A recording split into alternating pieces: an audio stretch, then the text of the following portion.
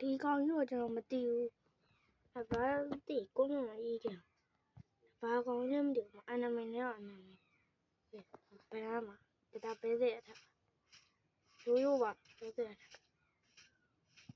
စကီဝမ်ကြတော့သူ့အဲ့လေသာနဲ့ပြလိုက်တယ်ကိုခိုးရဟာကြီးနဲ့ပြ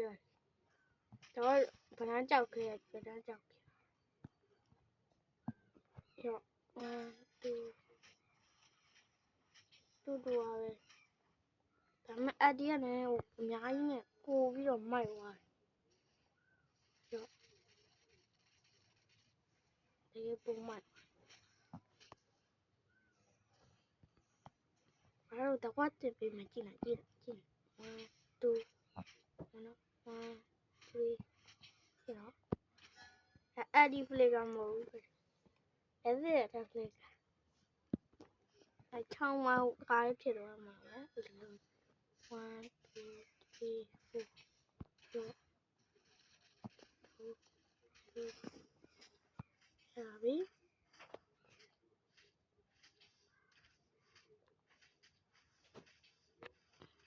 ရောက်